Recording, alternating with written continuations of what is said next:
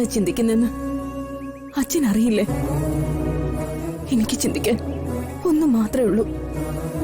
എന്റെ മോളുടെ ജീവിതം, അവളുടെ ഭാവി. അതെന്താവുന്ന ഞാൻ എപ്പോഴും ചിന്തിച്ചോണ്ടിരിക്കുന്നത്. ശ്രീകലേ, ദേവിക നിന്നോട് പറഞ്ഞത് നീ ഓർമ്മിക്കുന്നില്ലേ? നിന്നോട് സമാധാനായിട്ടിരിക്കാനല്ലേ അവള് പറഞ്ഞേ? അവൾക്ക് അങ്ങനെയൊക്കെ പറയാം എന്ന് കരുതി എനിക്ക് സമാധാനായിട്ടിരിക്കാൻ പറ്റുമോ? ഓർമ്മ നഷ്ടപ്പെട്ട സിദ്ധുവായി ഒരിക്കലും അവളുടെ വിവാഹം നടത്താൻ പാടില്ലായിരുന്നു. ഇപ്പൊ കണ്ടില്ലേ, ഓർമ്മ വരുമ്പോ അവന് നമ്മളെ ആരെയും തിരിച്ചറിയാൻ പറ്റുന്നില്ല. എന്റെ മോളെ പോലും അവൾ ഓർമ്മിക്കുന്നില്ല എന്നല്ലേ അവൾ നമ്മളോട് പറഞ്ഞത്. അപ്പൊ പിന്നെ അവൾ അവനെ ശുശ്രൂഷിച്ച് ഇങ്ങനെ കൂടെ താമസിക്കുന്നതില് എന്ത് പ്രയോജന? ഓർമ്മ വരുമ്പോ സിദ്ധു എന്റെ മോളെ കറിവേപ്പില പോലെ വലിച്ചെറിയില്ലേ? ഇപ്പൊ അതേക്കുറിച്ചൊന്ന് ആലോചിച്ച് അസ്വസ്ഥയാകണ്ട നീ. സമയാവട്ടെ, സിദ്ധുവിന്റെ അസുഖം ഭേദാവട്ടെ. അവന്റെ അസുഖം പൂർണ്ണമായി മാറിയാൽ മാത്രമേ നമ്മുടെ ഈ സംശയത്തിന് വ്യക്തമായ ഉത്തരം കിട്ടുകയുള്ളൂ. അതുവരെ നമുക്ക് കാത്തിരിക്കാം. കാത്തിരുന്ന് ഒടുവിൽ എന്റെ മോളുടെ ജീവിതം ഉരുക്കി തീരും. അവനൊരാണാ. എന്റെ മോളെ ഉപേക്ഷിച്ചാലും അവന് വേറെ ജീവിതം കിട്ടും. പക്ഷെ അതുപോലെയാണോ എന്റെ മോള്? സിദ്ധുവിനെ ഓർമ്മ കെട്ടിയിട്ട് തീരുമാനം എടുക്കാന്ന് കരുതിയ ഒരു പക്ഷേ എന്റെ മോളുടെ ജീവിതം എന്നേക്കുമായി നഷ്ടപ്പെട്ടെന്ന് വരും. നീ ഇപ്പൊ പറഞ്ഞ അവസ്ഥയെക്കുറിച്ചൊക്കെ അവള് ചിന്തിക്കാതിരിക്കോ? അവള് ചിന്തിച്ചാലും ശരി, ചിന്തിച്ചില്ലെങ്കിലും ശരി, അവളുടെ ഇഷ്ടത്തിനനുസരിച്ചുള്ള ജീവിതത്തിന് ഉടനെ ഒരു തീരുമാനം ഉണ്ടാക്കണം. പാർക്കിൽ വെച്ചുള്ള അവളുടെ സംസാരത്തിൽ നിന്നും അവള് എന്തൊക്കെയോ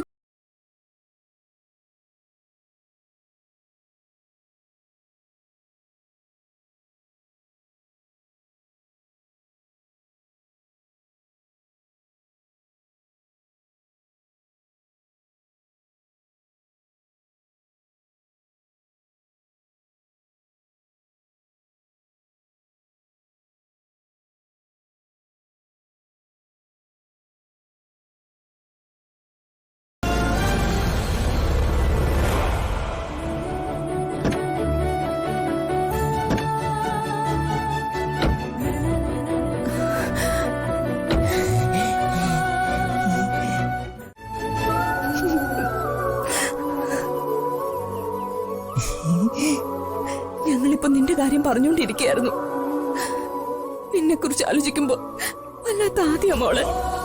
അതിന്റെ ഒരു ആവശ്യമില്ലമ്മേ. എനിക്ക് കുറച്ച് ടെൻഷൻസ് ഉണ്ടെന്നുള്ളത് നേര് തന്നെയാ. എന്ന് കരുതി പേടിക്കേണ്ട കാര്യമൊന്നുമില്ല. ഞാൻ പറയുന്നൊന്ന് കേക്ക് മോളെ. അമ്മേ, ഞാൻ ഇങ്ങോട്ട് വന്നു കയറിയതല്ലേ ഉള്ളൂ. നമുക്ക് സംസാരിക്കാം.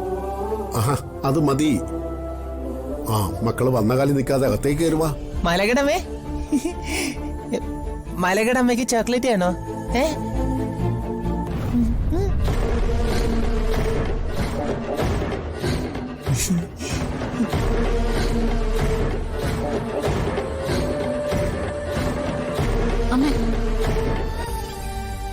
മോളൊന്നും കാര്യാക്കണ്ട. നിന്നോട് അകൽച്ച കാണിച്ചിരുന്ന ആളല്ലേ ശ്രീകല. ഇപ്പോ അവളുടെ അകൽച്ച മാറി മോളോട് സംസാരിക്കാൻ തുടങ്ങില്ലേ? അതുപോലെ സിദ്ധുവിനോടുള്ള വിരോധവും കാലക്രമേണ ശ്രീകലയെ നകന്നു പോവും. മോള് സമാധാനിക്കേ. സിദ്ധു പിന്നെ ഒരിക്കലും നിന്നെ ഓർമ്മിക്കില്ല. അതറിഞ്ഞിട്ട് നീ സിന്ധുവിനെ അമിതമായിട്ട് സ്നേഹിക്കാം മോളെ. ഉള്ളു തുറന്ന് ഇഷ്ടപ്പെടുക. സിദ്ധു നിന്റെ ഭർത്താവായതുകൊണ്ട് നിനക്കിങ്ങനെ സിദ്ധുവിനെ സ്നേഹിക്കാൻ കഴിയുന്നത്.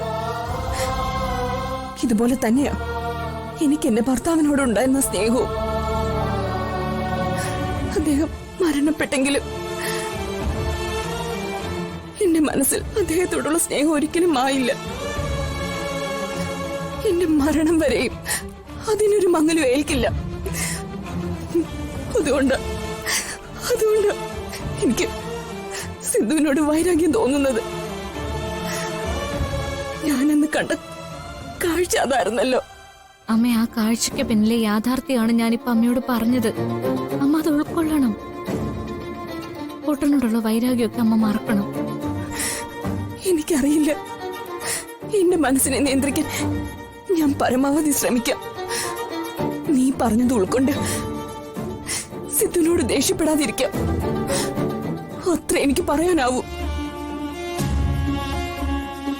ഏതായാലും എന്റെ വാക്കുകൾ കേൾക്കാൻ അമ്മ മനസ്സ് കാണിച്ചല്ലോ. അതിലെനിക്ക് വലിയ സന്തോഷമുണ്ടമ്മേ. കുട്ടനോടുള്ള ദേഷ്യം കുറയ്ക്കാം നമ്മ പറഞ്ഞല്ലോ. അത് വലിയൊരു സമാധാനമാണമ്മേ.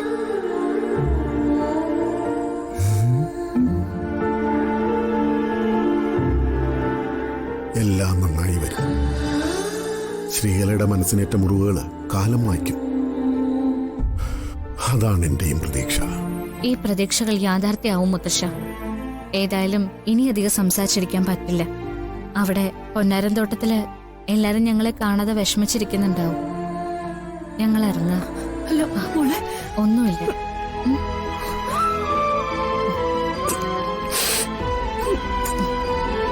ശരി അമ്മ. കുട്ടാ വാ. വാമനെ,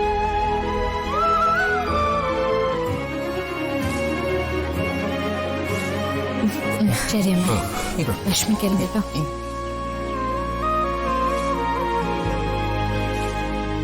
വാ വാ. ടാറ്റാ ടാറ്റാ.